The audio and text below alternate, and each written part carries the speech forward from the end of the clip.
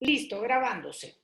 Vamos a hablar del modelo de análisis. El modelo de análisis, ¿en qué consiste? Es el segundo acto epistemológico. ¿Se acuerdan que había un primer acto epistemológico que decíamos que era la ruptura, que hemos visto bien, cómo lograr esa distancia fundamental del objeto de estudio? Tenemos un poco los planes de exploración que vimos, las lecturas que hay que hacer, o sea, esa ruptura exploratoria de manera tal de romper con nuestro sentido común forzosamente falso y poder abrirnos a otras perspectivas y no a la perspectiva única de nuestro sentido común con lo que nosotros empezamos la investigación, ¿verdad? Ese era el primer acto epistemológico. Cuando digo primero, segundo, es en temas metodológicos. Pero insisto, con la vigilancia epistemológica todo el tiempo hay que seguir haciendo la ruptura. Y hay un segundo acto epistemológico que es la estructuración. ¿Se acuerdan la frase de Bachelard? El hecho científico se conquista, se construye y se comprueba. Entonces, la ruptura es la conquista del hecho científico. Se supone que ustedes ya en este momento del semestre ya hayan conquistado el hecho científico. Después se construye, viene el segundo momento del semestre, que es la construcción del hecho científico, que es el examen de esta asignatura. Esta asignatura, lo que ustedes tienen que entregar como trabajo final es el modelo de análisis, ¿ok? Y de ahora hasta el final del semestre van a trabajar construyendo en ese modelo de análisis. Entonces, en esa construcción del hecho científico, y después vendrá, que lo harán en otros semestres, en el semestre próximo y en el otro, el tercer acto epistemológico, que es la comprobación, es decir, ustedes van a tomar ese modelo de análisis y ustedes lo van a llevar a instrumentos diferentes, etcétera, y ustedes van a observar la realidad, pero ya no observarla con su sentido común forzosamente falso, sino la van a observar a través de como unos lentes que ustedes van a construir, y esos lentes va a ser ese modelo de análisis que ustedes construyen este semestre. ¿Clarísimo hasta aquí? Me pueden hacer así, también los veo. ¿Ok? O me lo ponen por el chat. Entonces, ¿cómo construir un modelo de análisis? No sé. ¿Para qué quieren que les diga la verdad? No sé. Depende de la experiencia del investigador, depende de la formación del investigador, depende de lo que lea el investigador, depende del ingenio del investigador, depende de muchas cosas. No hay recetas de cocina. Una investigación no es igual a la otra. ¿Ok? Entonces, yo no tengo una varita mágica para decirle, no hay una receta de cocina para construir un modelo de análisis. ¿Ok? Si lo están esperando, les voy a quedar mal. No hay receta de cocina para ello. Sin embargo, podemos tratar de ver qué cosa es un modelo de análisis y podemos tratar de ver un ejemplo de modelo de análisis que yo les traigo hoy. Ahora bien, su modelo de análisis de sus investigaciones, todos van a ser diferentes, porque no son únicos. El modelo de análisis es lo que vulgar y malamente llaman el marco teórico, porque normalmente el marco teórico lo que hacemos es poner el efecto Google, una serie de conceptos aislados, uno por aquí y otro por allá, tratan, que no tienen después nada que ver con las entrevistas o el trabajo de campo que hacen y menos con los resultados. Y no, en este caso la propuesta no es un marco teórico, la propuesta es hacer un modelo de análisis, es decir, construir un par de lentes para podernos poner esos lentes y después ir a observar la realidad, es decir, hacer entrevistas, encuestas, diarios de campo, lo que les guste hacer. Eso que ustedes cuando ustedes van a ir a observar esa realidad, ustedes no la observen desde su sentido común, no las observen desde la nada misma, sino la observen con unos lentes que ustedes construyeron y que ustedes se van a poner para observar esa realidad. Y las herramientas con las que ustedes van a construir esos lentes va a ser la teoría. Por eso, insisto que teoría y metodología es muy difícil separarlas. Entonces, dicho sea de paso, ustedes no pueden entrar al segundo acto epistemológico, ustedes no pueden entrar a la estructuración, a la construcción del hecho científico, a la construcción del modelo de análisis, si ustedes no tienen las herramientas teóricas necesarias para construir, porque es la materia prima para hacer esos lentes. Entonces, tienen que leer, tienen que buscar, por eso les digo, no hay receta, tienen que buscar diferentes enfoques, y después, con todo eso, usted construirá esos lentes, y a uno les quedarán unos lentes hermosísimos y a otros les quedarán unos lentes chuecos. Pero tienen que construir los lentes suyos. Por tanto, un modelo de análisis es al final una relación conceptual. Es todo un cuerpo conceptual, es todo un cuerpo teórico, articulado, por eso digo relación conceptual. No me pueden hacer un capítulo, calidad de vida es esto, y otro capítulo, aquí, digamos, no sé, inclusión es esto, que es lo que hacen normalmente. Bueno, ¿y qué relación tiene la calidad de vida con la inclusión? ¿Ok? Entonces, no son conceptos, no son párrafos de cada concepto, no, es relación entre conceptos. Es un entretejido conceptual, teórico, relacionado, que dé respuesta a la pregunta inicial o a las preguntas que se van complejizando, porque recuerden que la pregunta inicial es una entrada, pero eso después se va complejizando y se van añadiendo otras preguntas y se va construyendo un problema, ya no es una preguntita simple. Bueno, nosotros tenemos que lograr un conjunto de conceptos relacionados entre sí que le den una respuesta a esa pregunta inicial o problemática o preguntas en forma de hipótesis.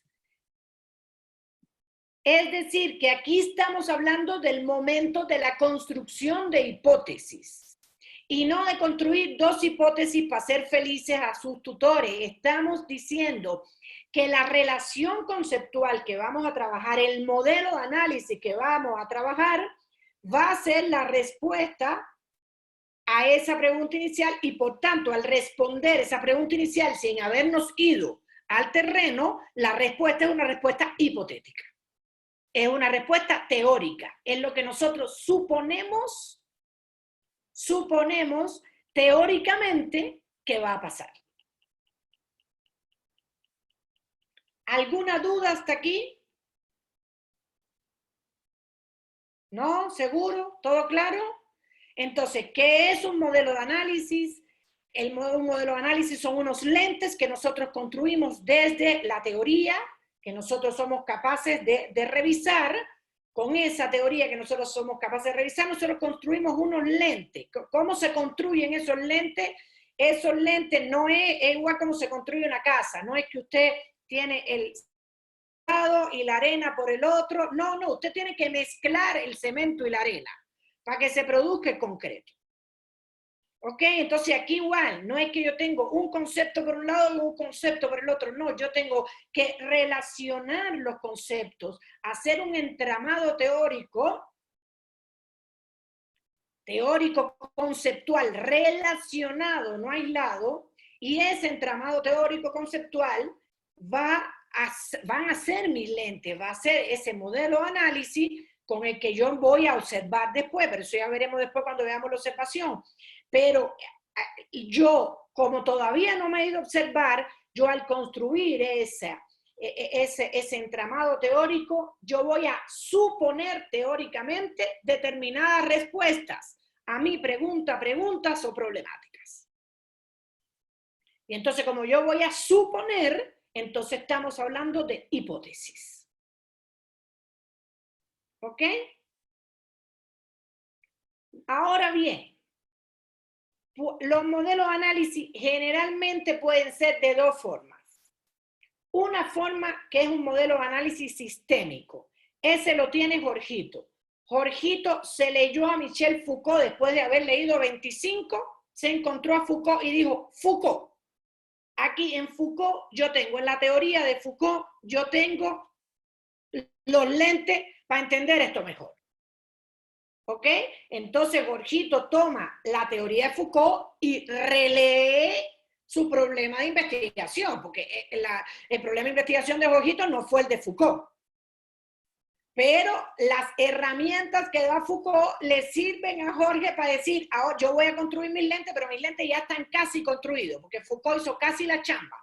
Entonces yo solo voy a adaptarlo para que puedan leer lo que yo quiero leer. Entonces, no es que Jorgito agarre un concepto de Foucault u otro, no, Jorgito toma la teoría de Foucault, que la teoría de Foucault es un conjunto de conceptos interrelacionados. Yo no puedo hablar de bioética y de biopoder sin hablar de poder. ¿Ok? Los conceptos están relacionados. Entonces, Jorgito no puede hacer un capítulo de bioética nada más y sacar la bioética o el biopoder en Foucault y no le interesa nada más de Foucault. No, porque los conceptos de Foucault están totalmente relacionados entre sí. ¿Ok?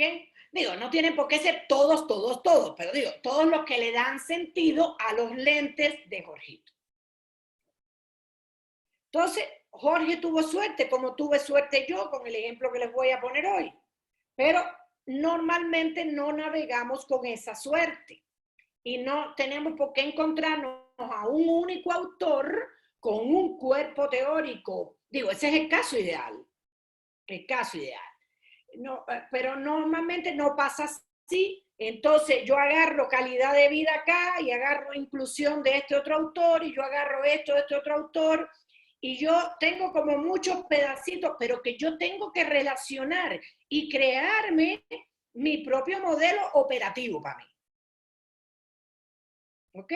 Hay veces que un autor me da casi los lentes enteros y yo nada más que le tengo que ajustar algunas cositas. Hay veces que necesito otro cachito de otro autor para poder... Hay veces que con mi crítica yo digo, me parece muy interesante, pero a lo mejor yo este concepto lo tengo que cambiar o que añadirle tal cosa porque no me permite ver bien completo. Pero digamos, en resumen es el sistema teórico de un autor que yo ajusto con a lo mejor un pedacito de otro autor o un pedacito mío, exacto, o no estoy en ese caso ideal, no pude encontrarme un sistema teórico que me sirva completo y entonces yo lo que hago pedacitos de autores, pero pedacitos de autores que no pueden ser separados, que yo tengo que vincular. Si yo voy a usar el concepto de relaciones de producción de Marx y lo voy a mezclar con el concepto de hábitos de Pierre Bourdieu, yo tengo que decir qué relación tienen. Y no puede ser que haga un capítulo de relaciones de producción en Marx y otro capítulo de hábitos de Pierre Bourdieu. No, ¿qué tiene que ver las relaciones de producción con el hábitus? Ah, bueno, que determinadas relaciones de producción pueden condicionar y puede ser, y por eso se arman hipótesis cuando se relacionan conceptos, pues yo puedo decir, bueno, yo puedo suponer que bajo determinadas relaciones de producción se produzcan determinados hábitos. Y por tanto, si yo cambio a los individuos de sistemas de relaciones de producción, hay todas las probabilidades de que los hábitos sean diferentes. ¿Ven? Son hipótesis, eso que estoy diciendo cuando relaciono los dos conceptos.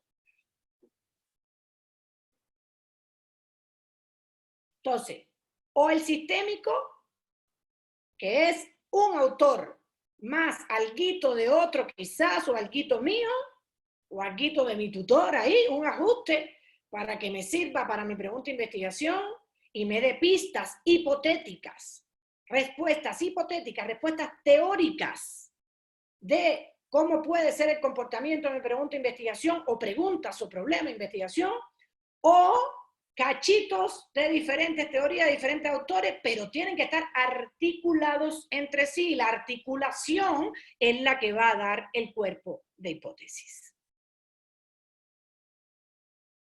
Eso es lo que es un modelo de análisis. Hasta aquí alguna duda, porque ahora voy a pasar a ejemplificar un modelo de análisis con una investigación mía.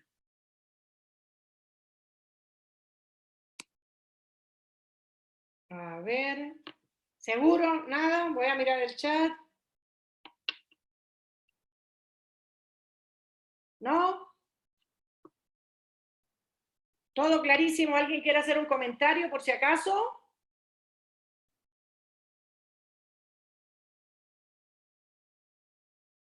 ¿No? Listo, bueno, ahora yo les voy a contar, voy a tratar de ser rápida, ustedes van a tener esta presentación, la van a poder revisar 380 veces y al que le interese Pierre Bourdieu se puede ir a mi clase del semestre próximo de Pierre Bourdieu. ¿Ok? Entonces, mi investigación era la siguiente, yo tenía esta pregunta inicial, yo quería saber en Cuba, cuando el derrumbe del campo socialista, cuando el derrumbe del campo socialista y que cae la economía cubana, que Cuba tiene que empezar a tomar un conjunto de medidas nuevas, etcétera, y que Cuba mete el capital económico, incluso hace una ley de inversiones extranjeras, pueden venir los extranjeros con capital, en fin, se despenaliza el dólar, se hace un conjunto, ahora vamos a ver, de reformas de tipo económico. Entonces mi pregunta como socióloga fue, bueno, y eso hizo que empezaran un conjunto de actores emergentes en Cuba, porque ese sector económico que se vinculaba fundamentalmente al turismo hizo que empezaran a aparecer todos estos grandes empresarios en Cuba. Y mi pregunta de investigación era si esos actores emergentes que había en Cuba en ese momento derivados de medidas económicas, derivados de todas esas reformas económicas que estaba haciendo Cuba, constituían una nueva clase social. Es decir, en pocas palabras, mi pregunta era, ¿le llegó al socialismo las clases sociales tal cual las dibuja el capitalismo? Ya podemos hablar de clases sociales en el sentido de clases en torno al capital económico. Esa fue mi inquietud inicial de investigación. Déjenme responder una pregunta de Iris por el chat antes de seguir. Dice Iris que entonces el operativo es el que construimos con cachitos de otras teorías relacionando los conceptos. Efectivamente, Iris, sí. Bueno, entonces, con esa pregunta inicial, les voy a hacer el camino que yo hice, que es igualito que el que yo le estoy sugiriendo a ustedes que hagan. Yo saqué mis palabras clave. ¿Cuáles eran mis palabras clave? Que yo tenía que leer, yo tenía que buscar información sobre clases sociales, porque yo me estaba metiendo en el rollo de las clases sociales. Yo tenía que entender bien todas las reformas económicas que se estaban dando en Cuba, yo tenía que entender bien todo el tema de la transición socialista. Así que yo empecé por ahí y me puse a leer. Y yo me hice un plan de lecturas. Yo dije, si yo quiero leer clases sociales, yo tengo que entender a Marx, tengo que entender los grupos de estatus de Weber, que son fundamentales. Busqué a Raymond Aron, porque Raymond Aron tenía como una panorámica grande de toda la sociología de clases sociales. Entonces me leí a Raymond Aron y a Pierre Bourdieu, que era el autor que en ese momento tenía más fuerte la teoría de clase social. ¿Ok? Entonces, fíjense que mi plan de lectura no fue horrible ni terrible. Yo dije, yo me voy a centrar en 4 autores. Y yo voy a revisar estos 4 autores y después veré qué más tengo que leer y qué más tengo que buscar. Y me puse también a hacer entrevistas exploratorias y me entrevisté con dirigentes políticos en Cuba, me entrevisté con empresarios del sector económico emergente, me entrevisté a académicos, es decir, busqué los 3 puntos de vista, el académico, los empresarios como tales, los que yo tenía la idea o la prenoción que podían ser una nueva clase social, y con los dirigentes políticos en Cuba. Ustedes saben que es una sociedad altamente politizada.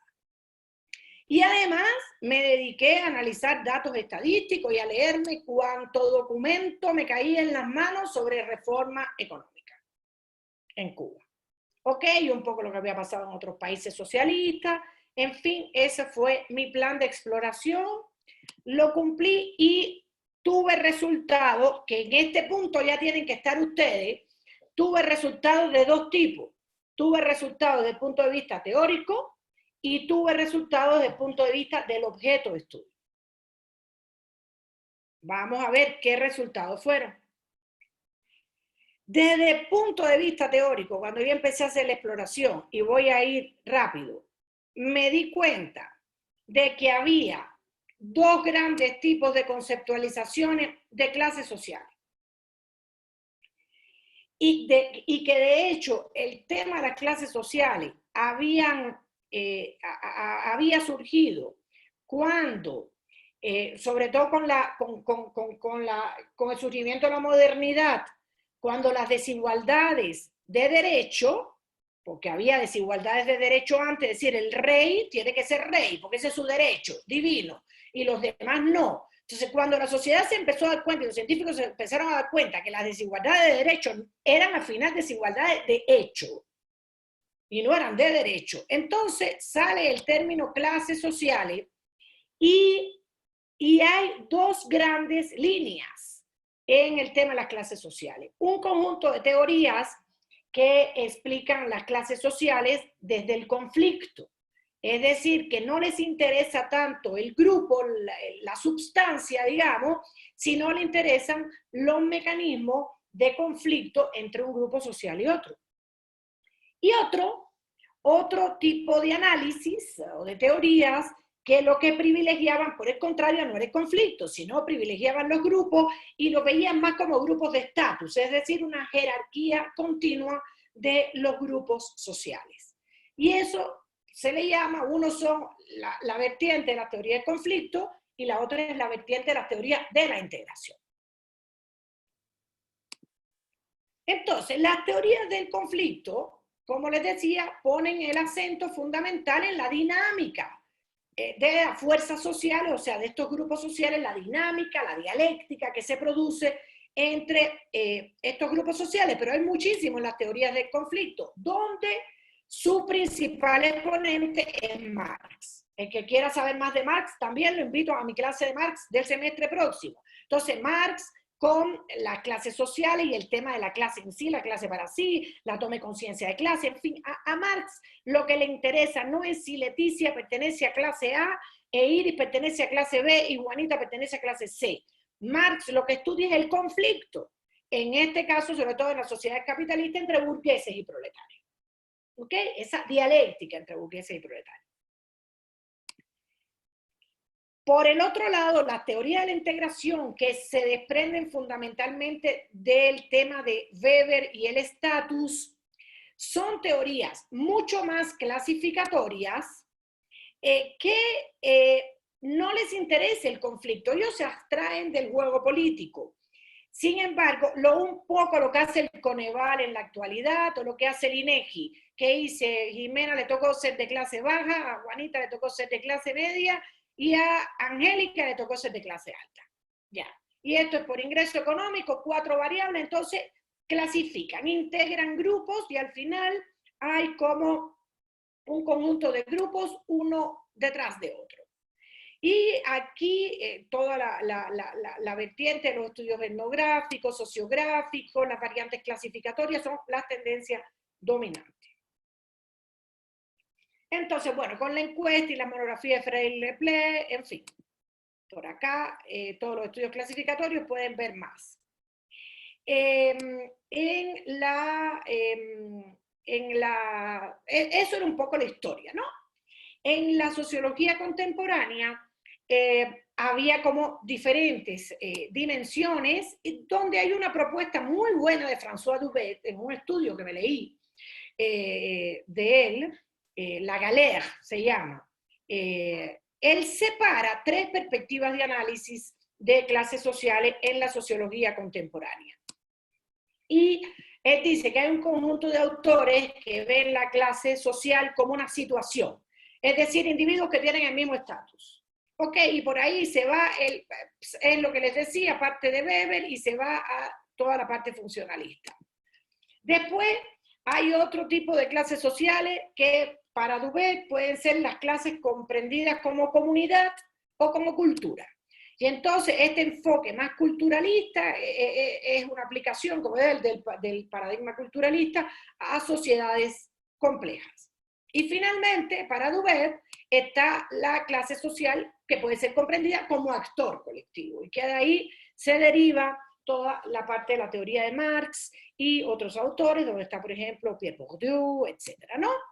Y entonces, muchísimos autores revisé: Tocqueville, Marx, Lenin, Weber, Veblen, Halbach, Goodrich, Schumpeter, Gramsci, Warner, Aron, Alain Touraine, Duvet, Pierre Bourdieu. Al final son autores donde el concepto de clases sociales juega un rol importante en su teoría sociológica. No quiere decir que yo me los leía todos en todo. Como les digo, me encontré dos buenos resúmenes, el de Aron y el de François Duvet. Entonces eso me permitió ya después decir, bueno, ¿dónde me quiero meter más en profundidad?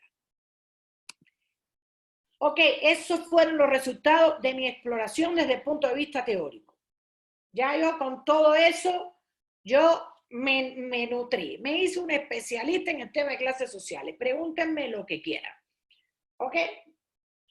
Después, vine a explorar, como les digo, mi objeto de estudio, porque no me bastaba solo saber de clases sociales. Yo tenía que saber qué estaba pasando en Cuba, qué había pasado en los socialismos, cuáles eran las medidas económicas, cuáles eran las consecuencias sociales de las medidas económicas y qué tipo de actores conformaban esas medidas económicas. Y entonces yo parto y digo, a ver, yo, sin que 1989 sea un punto de ruptura, en ese año pasan tres cosas. Se derrumba el socialismo en Europa del Este, Cuba se enfrenta, como se ha enfrentado siempre, y se recrudece el embargo de los Estados Unidos, y después se va a un proceso de rectificación de errores, donde hay toda una crítica interna en Cuba sobre deficiencias en la conducción del socialismo cubano. Entonces, esas tres cosas, derrumbe del socialismo, recrudecimiento del bloqueo y proceso interno de autocrítico de cómo se había conducido el socialismo, hace que el país empiece a cambiar. No es que nos acostamos por la noche y nos levantamos por la mañana, como siempre son procesos históricos, pero más o menos uno puede ver ahí como un punto de inflexión. Y esto me llevó a varias cosas. Una primera constatación es que Cuba pasa de una fuerte estatización, es decir, de un Estado que lo controlaba todo, todo. En Cuba el agua, el raspado en la calle lo vendía el Estado. ¿Ok? Todo. En Cuba no había nada privado, nada. Todo era público. Entonces, pasa de esa fuerte estatización a permitir la entrada de sectores no estatales en su economía.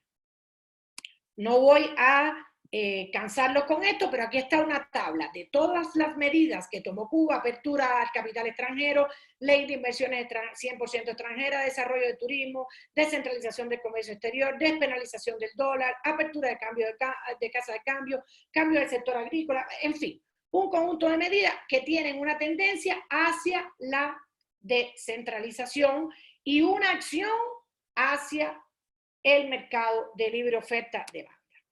Entonces, eso es lo primero que yo constato que pasa en Cuba. De un Estado fuerte a la participación de sectores no estatales o sectores privados dentro del Estado. Segunda cosa que yo constato: Cuba pasa de un igualitarismo extremo. Igualitarismo extremo. Es decir, usted podía ser productor campesino, productor de arroz, y usted recibía por el razonamiento arroz. Igualitarismo extremo, Cuba pasa a un proceso de diferenciación social. Porque dice, bueno, pero ya no hay por qué darle arroz al que tiene arroz. Y los médicos tienen que ganar un poquito mejor, o le tienen que ir un poquito mejor que al otro. Y el acceso al turismo, bueno, pues ahora accederá al turismo el que puede, y no el que puede. Entonces viene un proceso de ruptura, de ese igualitarismo absoluto que había hacia un proceso de diferenciación social. Lo cual conduce a que en un país donde solamente primaban las estrategias colectivas, había un fuerte, en el imaginario colectivo, una fuerte un fuerte compromiso moral, digamos así, ético, con estrategias colectivas. O sea, sería impensable decir que los estudiantes de medicina se retiraran de los hospitales en Cuba. O sea, son estrategias colectivas. O sea, lo que importa es el colectivo. Lo colectivo va en detrimento de lo individual. Entra en Cuba por primera vez el desarrollo de estrategias individuales. No, pero bueno, yo también quiero salvarme. No, pero entra y ya se empieza a romper esa fuerte estrategia colectiva hacia estrategias individuales. Aquí no los voy a poner, pero por ejemplo, ya estrategias individuales concretas que se empiezan a armar en Cuba, búsqueda de dinero cubano, dólares estadounidenses, el producto como resultado de una doble contratación o búsqueda de un empleo altamente remunerado de manera legal, en dinero o en producto, en fin. Remesas, empiezan a venir otras estrategias más individuales y menos colectivas para sobrellevar la situación. Y entonces, como resultado de esta exploración, todo parecía indicar que los condicionamientos estructurales y por tanto las estrategias que empezaban a manifestar agentes y grupos sociales con respecto a la tenencia en capital volumen, de capital económico, perdón, en volumen y estructura, empiezan a desarrollarse y a manifestarse este tipo de estrategias diferentes a las que había antes de 1989. En resumen, en el 89 el Estado cubano dejó de ser la única fuente generadora de vías para la satisfacción de las necesidades, teniendo las personas, los propios agentes, que asumir una parte de la resolución de esas necesidades. Otro resultado de mi exploración fue de una sociedad altamente politizada. ¿Qué quiere decir una sociedad altamente politizada?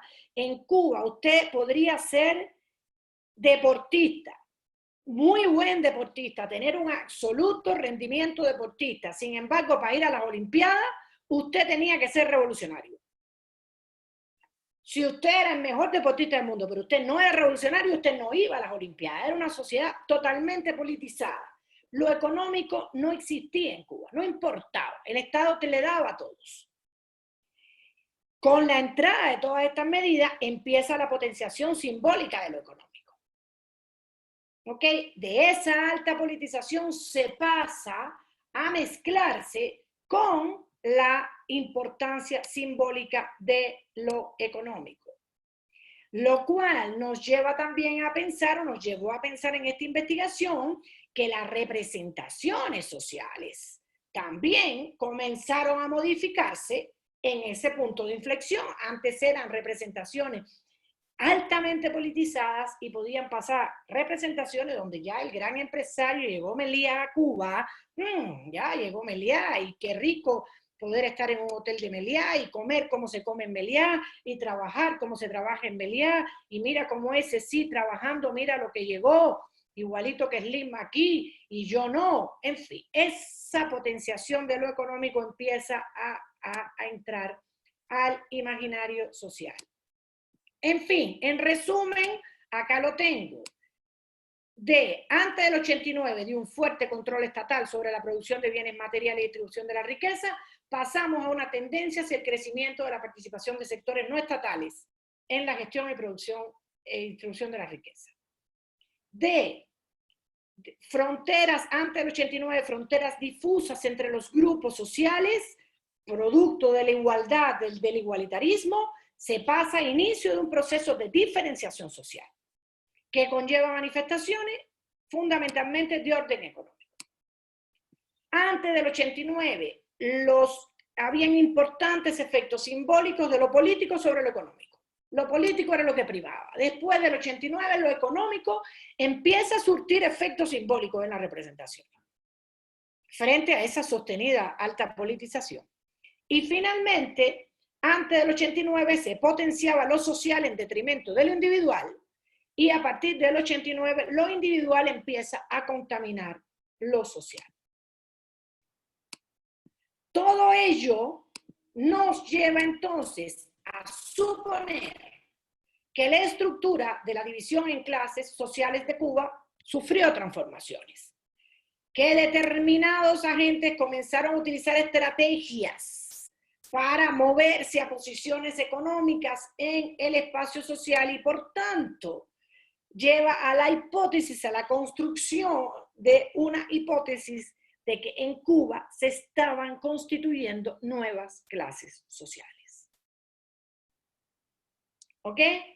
Hasta aquí fue mi exploración. Todavía yo no he hecho el modelo de análisis.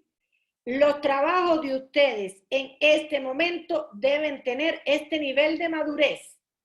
Y si no lo tienen, empiécense a preocupar y darse a las 3 de la mañana.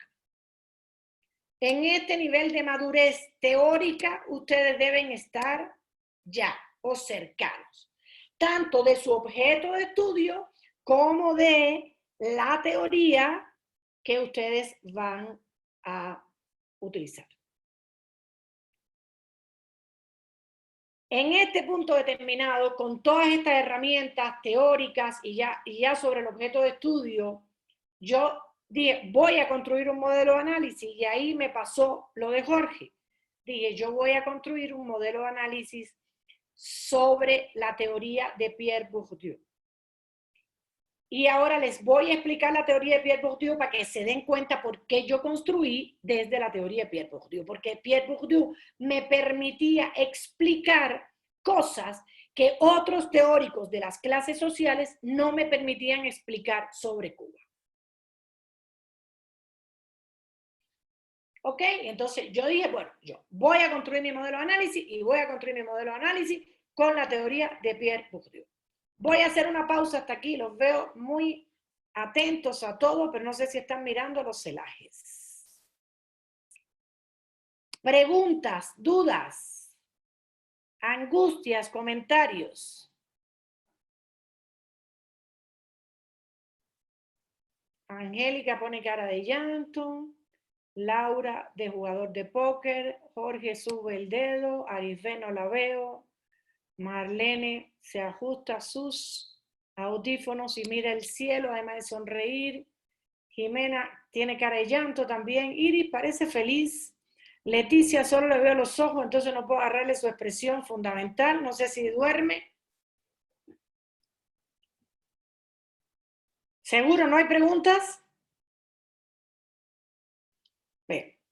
Bueno, entonces nos vamos a Pierre Bourdieu.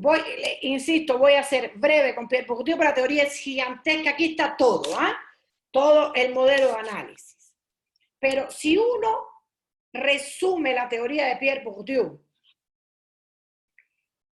Pierre Bourdieu logra dar una vuelta interesante, porque Pierre Bourdieu mezcla lo estructural con lo individual. Lo individual en el sentido de actor, de actores, ¿no? A ver, Jorge me dice, ¿Marx era limitado para esta explicación? Sí. Mira, voy a tratar de hacerlo más fácil en vez de pasar todas estas diapositivas. Mira, ¿qué dice la teoría de Pierre Bourdieu? La teoría de Pierre Bourdieu dice que uno puede mirar el espacio social, uno lo puede mirar como si fuera una cuadrícula. Déjame buscar acá. Una cuadrícula. Qué pena que no tengo pizarrón acá, no sé cómo hacer. Que cada huequito de eso van a ser campos. Entonces, por ejemplo, él dice... Hace como un plano cartesiano. No, como una matriz, muchos cuadritos. ¿Ok? Entonces, por ejemplo, ¿qué te gusta? ¿Qué campos tiene la sociedad mexicana? Bueno, la sociedad mexicana tiene el campo económico, ¿sí? El campo político, el campo intelectual, el campo artístico, el campo deportivo, el campo de la cultura, lo que les guste a ustedes. El campo intelectual. ¿Okay? Y para Pierre Bourdieu, cada campo, el individuo tiene una posición social determinada.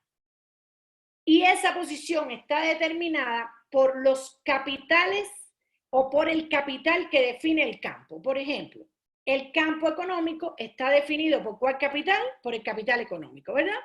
Entonces, en el campo económico, la posición de Slim está por ahí arriba y la posición de nosotros está por aquí abajo, ¿verdad? Porque Slim tiene capital económico y nosotros no tenemos capital económico. ¿Okay? Vámonos para el campo político. En el campo político, AMLO está por ahí arriba, porque ¿cuál es el capital que hay en el campo político? El capital político. Entonces, AMLO tiene capital político, pero Slim está en una posición más abajo que AMLO, porque Slim no tiene poco capital político. Que fíjense, AMLO y Slim en el campo económico, Slim está arriba, AMLO está abajo. En el campo político puede ser al revés la situación, ¿no? Y nos vamos al campo intelectual y entonces Arisbe va a tener una posición más alta que Slim. Porque Arisbe es un intelectual que lee, que está haciendo una maestría, que Slim no lo está haciendo. Porque Arisbe tiene un capital intelectual que no tiene Slim. Es decir, Pierre Bourdieu toma la teoría de Marx y dice, el campo económico de Marx es un campo específico, pero las sociedades tienen otros campos. Y la posición de los individuos no es solo la posición en el campo económico, es el multiposicionamiento en todos los campos. Eso fue lo que para mí, voy a responder entonces a Jorge, fue decisivo para tomar a Pierre Bourdieu y no tomar a Marx. Porque si yo trataba de entender a Cuba desde Marx, se me acababa el análisis en 3 minutos. Porque el Estado era el propietario de los medios de producción, todos quedábamos igual en posición igual con respecto al Estado, con respecto a los medios de producción, y por tanto, no había clases sociales. Y de hecho, no es absurdo porque fue la teoría única de los socialismos. Sin embargo, cuando tú tomas a Pierre Bourdieu, rápidamente, Pierre Bourdieu tiene otro concepto importante, por eso le digo que hay que mezclar todos los conceptos, que es el de campo contaminante, donde Pierre Bourdieu dice, a pesar de que nuestra posición es la que tenemos en todos los campos, la estructura de campo tiene lo que se llama un campo contaminante, es decir, un campo que contamina con su estructura al resto de los campos. Por ejemplo, en México podemos tener claro que el campo económico contamina con su estructura a todos los campos, ¿verdad?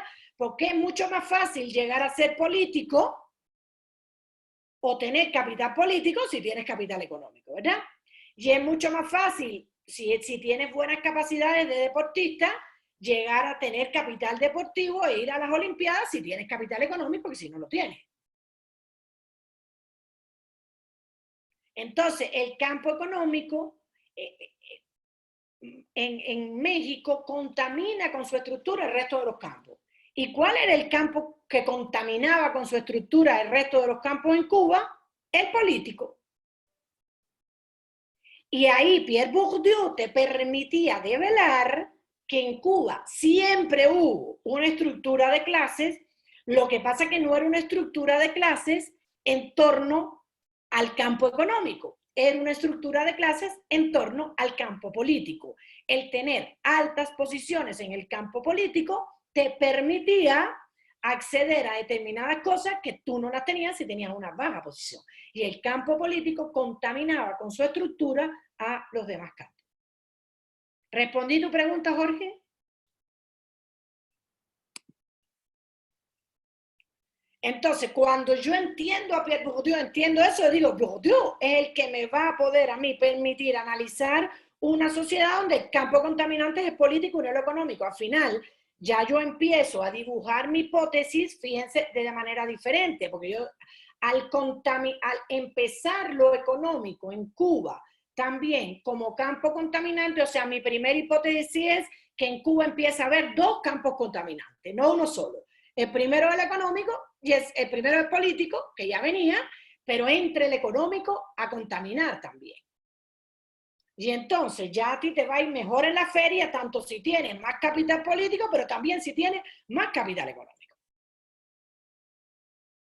Y incluso otra de las cosas que da Pierre Bourdieu, que muchas veces las estrategias de reproducción de los grupos sociales es la reconversión de capitales. Por ejemplo, en Nicaragua lo pueden ver claramente, como el sandinismo, que entró con capital político, reconvirtió su capital político en capital económico. Ya son los más ricos. Eso es una estrategia, al empezar a volverse contaminante el campo económico, pues hay una estrategia de los sectores dominantes del capital político de reconversión de capitales a capital económico.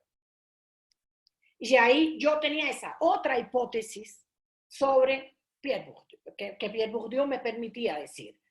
Sí, en realidad en Cuba se estaba dando un proceso de reconversión de capitales, de políticos económicos, y si los que pasaban a ser ahora los grandes dirigentes empresarios del sector económico eran los mismos, o era mi pregunta, que tenían posiciones políticas y se estaba dando un proceso de reconversión de capitales.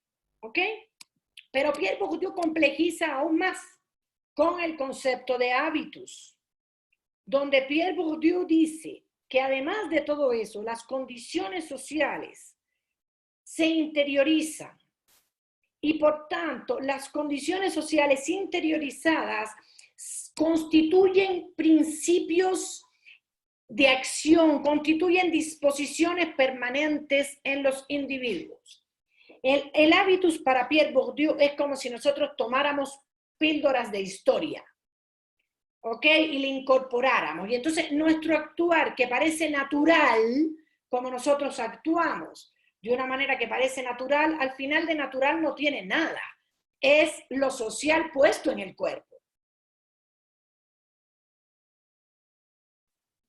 Ok, entonces, por ejemplo, con el hábitus de Pierre Bourdieu, tú puedes explicar por qué le hicimos bullying a la gaviota cuando caminaba al lado de la reina Isabel. Ok, porque ahí yo no sabría sentarme en la mesa de la reina Isabel, yo no puedo. Lo que para ella es natural, porque ella siempre ha comido así, se ha enfrentado a 400 copas, 50 cubiertos, sabe por dónde tiene que caminar, cómo lo tiene que hacer, yo no lo sé hacer. A mí me hubieran hecho bullying también. Ok, porque esos son el hábitus de la reina Isabel, no es el hábitus mío ni es el hábitus tuyo. Y el hábitus es lo que nos pone incómodos cuando nos vamos a un restaurante de rico en Polanco el día del cumpleaños, uno dice, ¿qué hago aquí? O sea, que uno se siente que no es de ahí. Como el hábitus también es importante para el trabajo social, porque muchas veces con los grupos que trabajamos no nos reconocen como iguales, porque tenemos hábitos diferentes, por mucho que te quieras vestir de indígena y comer en la lata. ¿Ok? Entonces, ese hábitos, esa es la historia incorporada que tenemos. Eso es lo interesante de Bourdieu, que es esa conjunción de lo social puesto en las cosas y lo social puesto en los cuerpos. Entonces, finalmente, aquí hay muchísimo, ¿no? Capital económico, cultural, social, ya les digo, los que les interese Pierre Bourdieu, la distinción se va a mi clase de Pierre Bourdieu del próximo semestre en teoría social, pero lo que quiero dejar como claro es esta fórmula de Bourdieu que es importantísima, porque ahí se centró mi trabajo. Para Pierre Bourdieu, un hábitus más un capital en un campo produce prácticas. O sea, la práctica social que tú produces, que produce un actor, depende de cuál es su hábitus, depende de cuáles son sus capitales y depende de en qué campo está. Y por eso, para Pierre Bourdieu, la clase social probable objetiva es el conjunto de agentes, fíjense que Pierre Bourdieu siempre usa la palabra gente, que tienen un conjunto de propiedades comunes, que pueden ser objetivadas y a menudo jurídicamente garantizadas. ¿Ah? Mi casa de Polanco, mi cuenta de banco, mi no sé qué, mi título universitario, o propiedades que resultan incorporadas como los hábitos de clase. O sea, para Pierre Bourdieu, la clase social es mucho más compleja que tener dinero. Pierre Bourdieu, a pesar de que él trabaja el conflicto entre los grupos, es una teoría del conflicto, no es una teoría de la integración de grupos sociales, para Pierre Bourdieu, Slim no cae en el mismo grupo social o clase social que la reina Isabel. ¿Ok? Porque puede tener determinado capital en determinado campo, pero el hábitus es diferente. Un narco no sería de la misma clase social, un narco con todo el dinero del mundo, si me explico, que los Salinas Pliego. Porque para Pierre Bourdieu es determinante el capital, pero también el hábitus. En determinado campo eso es lo que produce las prácticas sociales, y para Pierre Bourdieu las clases son esos grupos que tienen alta probabilidad de producir las mismas prácticas.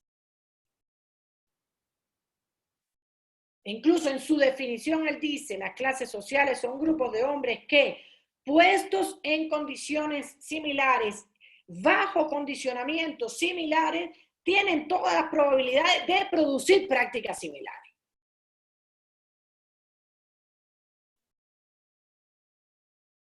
¿De acuerdo? Entonces, todo eso, que es mucho más complejo de lo que he explicado, me permitió a mí, como ya le respondía un poco a Jorge, develar nuevas lógicas en Cuba vinculadas al capital económico, al capital político, a los campos contaminantes, y me llevó al desarrollo de un cuerpo hipotético como respuesta a la pregunta inicial.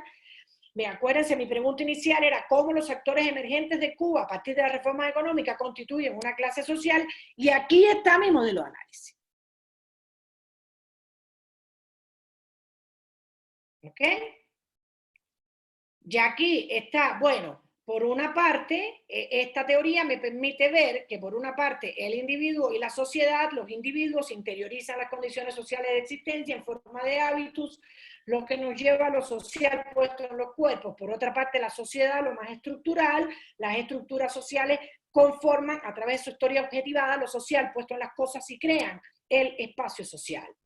Lo social puesto en los cuerpos genera mecanismos de distinción y reproducción social, y lo social puesto en las cosas genera un espacio social, campos y capitales, donde los principales capitales son el simbólico, económico, cultural y social.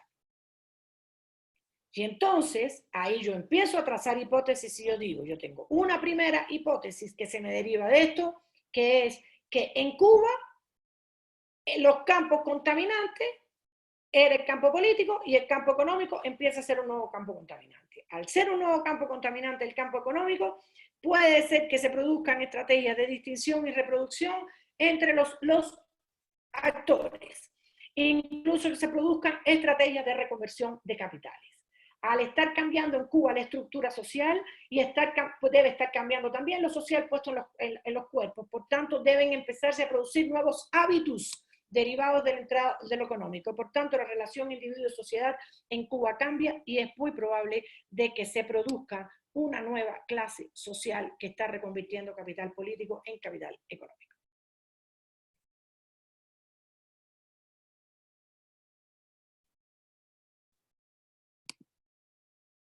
Listo, ahí tienen un modelo de análisis. Ahí tienen lo que yo espero de ustedes al finalizar de este semestre en sus preguntas de investigación.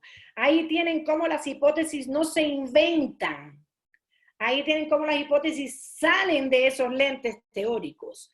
La hipótesis a mí me la permitió Pierre Bourdieu, no mi prenoción inicial. Yo, mi olfato me decía, aquí está pasando algo, aquí se están construyendo nuevas clases sociales. Pero a quien me dio la hipótesis, fíjense, mis hipótesis, reconversión de capital político en capital económico, contaminación, tanto del campo político como del campo económico. Ya las hipótesis mías están en el lenguaje de Pierre Bourdieu, no en el mío.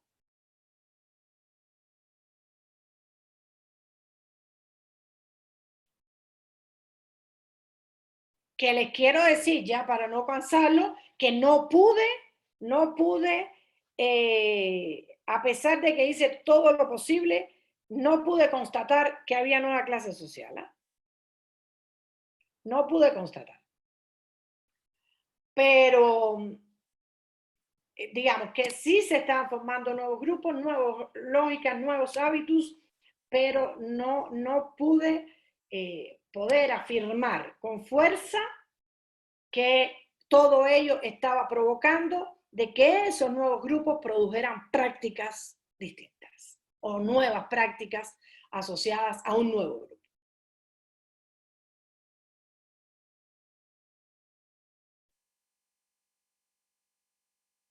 Ya después, y lo vamos a ver en el próximo semestre, yo, por ejemplo, trabajé el tema del ideal tipo, la metodología ya de Weber, del ideal tipo, y con todo ello construí tipos de empresarios en Cuba y tipos de empresarios que podían,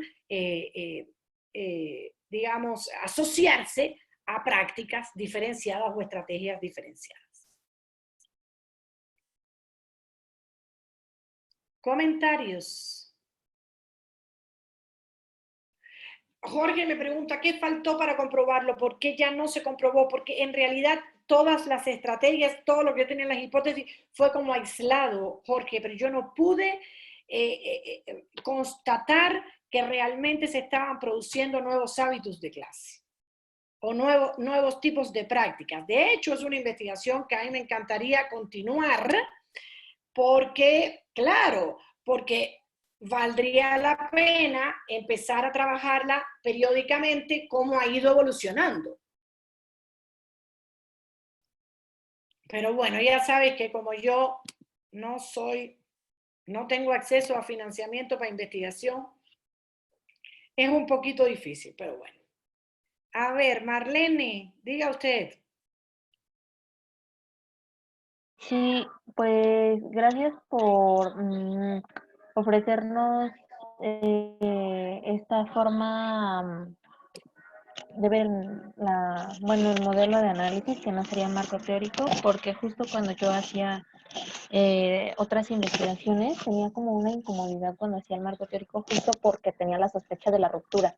O sea, yo creo que al final como que si bien la actividad científica pues requiere su rigor y todo, creo que muchas veces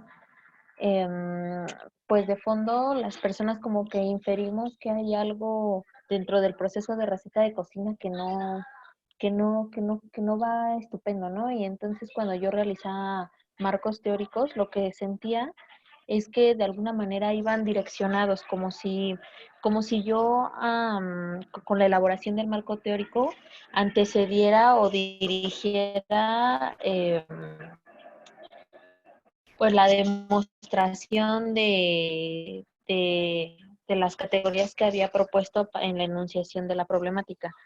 Y ya luego pues de las elaboraciones del marco teórico, pues sí se formulaban lo que otras personas pues llaman conclusiones, ¿no?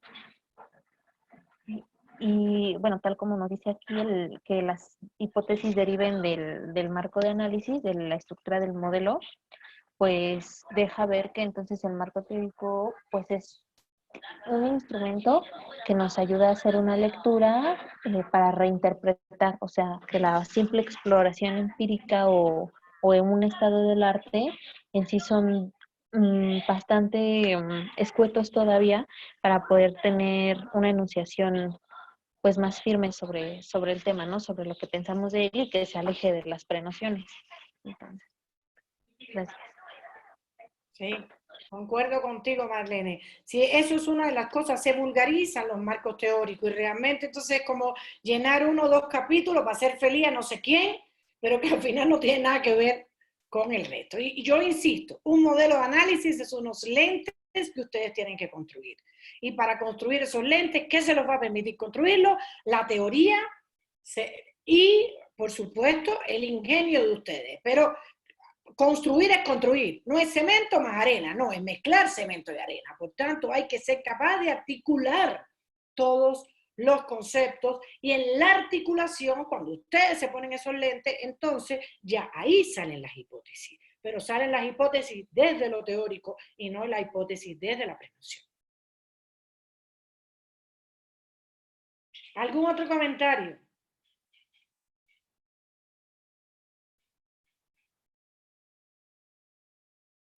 ¿Ya no tienen más comentarios? ¿Quedaron así como out? Laura, no te he escuchado hoy.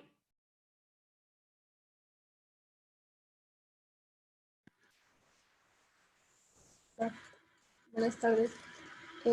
Pues nada, pues después de la presentación que ha hecho, la verdad a mí sí me queda, pues pues en primer lugar me parece muy agradable, pero digamos que la parte que más rescato es la de las hipótesis a partir pues de esta relación dialéctica que se logra construir entre la teoría y los conceptos, ¿no? Porque es que también construir hipótesis a priori es darle de una vez como un camino a seguir a la investigación, pues para llegar a esas hipótesis. Y eso es precisamente pues lo que no funciona, ¿no? O sea, como construir hipótesis a partir de qué, y luego es como moldear toda la investigación para que esas hipótesis se cumplan.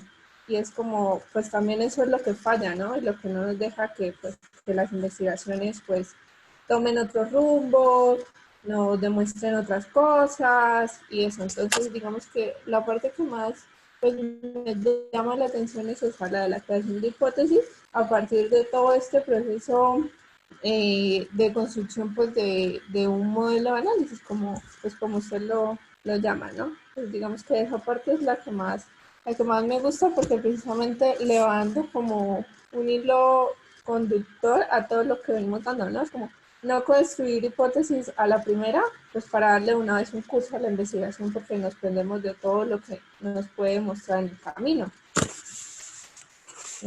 Exacto, exacto, muy bien. Ustedes se dan cuenta que yo podía haber hecho una hipótesis inicial y sobre todo si quisiera politizar, haber dicho, no, aquí no está pasando ninguna clase social y ya, yo hubiera hecho una investigación a modo. Muchísimas veces las hacemos así, ¿no? A partir de una prenoción. Y de hecho, como les digo, como parte de la vigilancia epistemológica, uno tiene que, a pesar de que llegas a las hipótesis con este nivel de madurez, que ya salen de la teoría, no obstante, después hay que construir los instrumentos para falsificarla, no para darnos la razón. Eso es lo importante. De hecho, yo creo que uno de los momentos más importantes de la investigación es cuando nosotros, las hipótesis son mis resultados esperados, ¿verdad? Es lo que yo espero que pase. Sin embargo, muchas veces cuando yo observo cómo me pasó a mí, yo no logré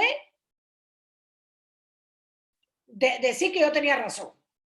Yo me encontré cosas nuevas, cosas distintas a las que yo, con todo el rigor que hice, con todo ese rigor a las que yo tenía con todo ese rigor.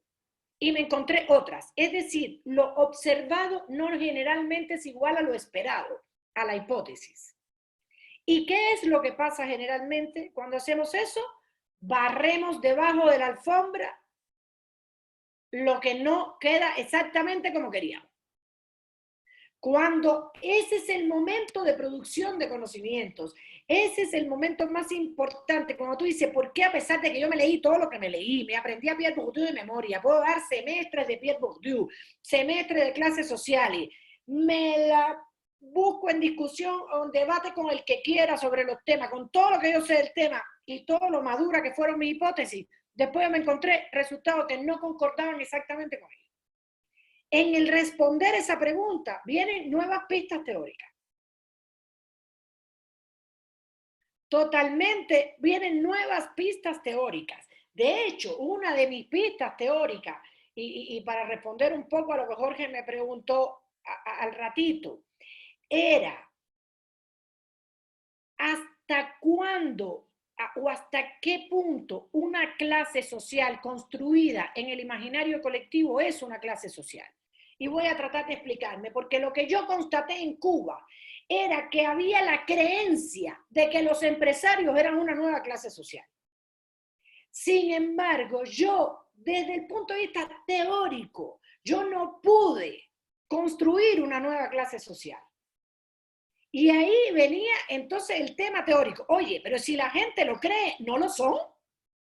O sea, si existe la representación social, el hecho de que la representación social exista no implica la existencia como tal del grupo. o no construye en determinada medida el grupo. Es un desafío teórico. ¿Ok? Por eso una buena investigación termina con más preguntas que respuestas. Entonces, si yo barro debajo de la alfombra lo que pasaba, yo me hubiera dado la razón, yo igual me hubieran dado el Premio Nacional de Ciencias Sociales en Cuba. O sea, que no me lo dieron, por supuesto. Pero no se trataba de ello, se trata de la honestidad del investigador. Y de decir, mira que yo fui estricta y yo no pude demostrar esto. Bueno, no pude falsificar, digamos, ¿no? Entonces, ¿qué pasó? De ahí, ¿qué interrogantes teóricas se derivan, ¿no?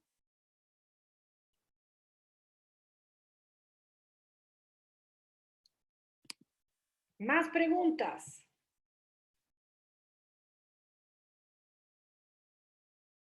Bueno, para que entonces ya lloren. Yo espero en este semestre esto de ustedes. En la clase 8 ya toca llorar. Marlene se pone las manos en la cabeza. Iris ríe. Laura sigue con su cara de póker. Jimena tiene cara de llanto también. Jorge de incrédulo. Angélica deprimida. Y Leticia sí, nada más que le veo los ojos de lejos. Iris se encuentra en el dilema entre reír y llorar. No, pero a ver, digo lo de llorar en broma, tómenlo a bien, o sea, tienen herramientas para hacer investigaciones mejores, tienen herramientas ya de vigilancia epistemológica, tienen herramientas de todo tipo para hacerlo mejor. Jorge, adelante.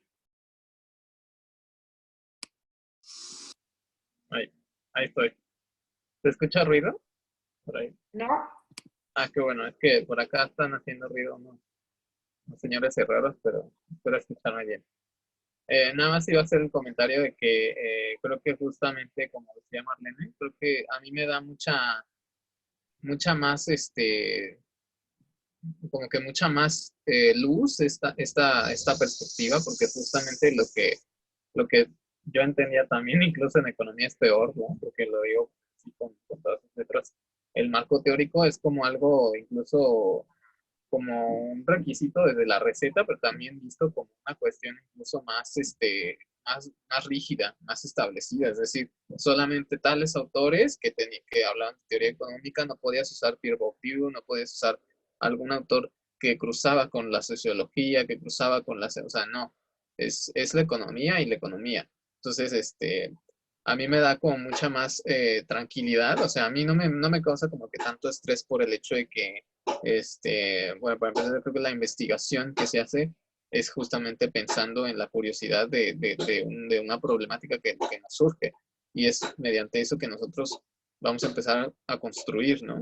Esta cuestión teórica. Entonces, creo que yo lo que veo aquí con el modelo de análisis que nos presenta es que sí se vuelve más sólido, de alguna forma, el nivel en el que nosotros vamos a analizar una problemática en las ciencias sociales.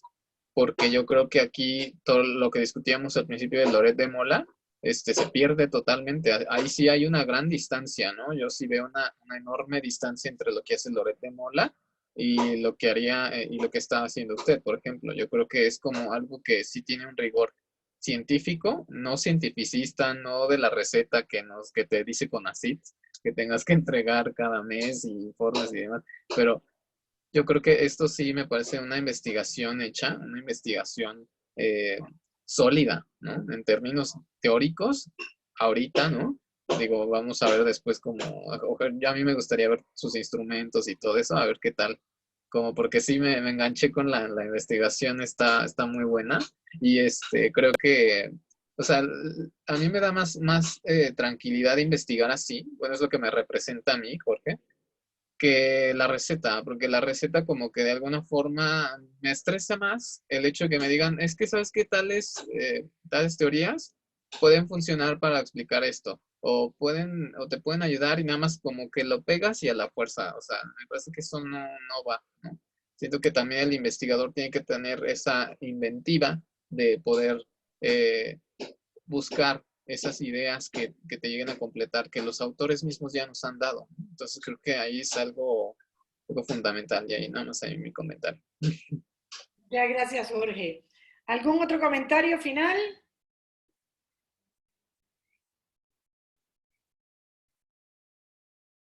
¿Sí? ¿Nadie? Leticia ha estado muy callada hoy. Jimena ha estado muy callada hoy. Marlene, que tenemos mucho trabajo, efectivamente, Marlene, lo acabas de constatar, pero también tómenlo como un desafío, ¿no? Que les queden unas... Crezcanse ustedes mismos. No hagan investigaciones, patito. Digo, siempre las vamos a poder hacer mejor. Yo miro las mías y siempre después tengo muchísimas críticas.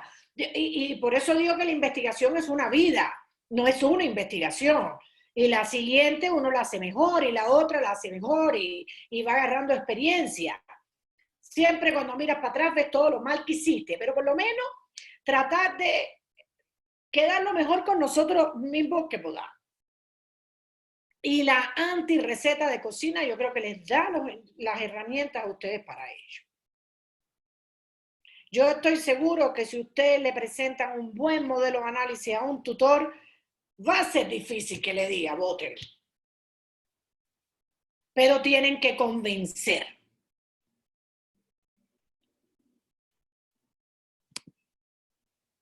¿Ok? Bueno, terminamos entonces la clase. Si no tienen más nada que decir, voy a detener la grabación. Les voy a mandar...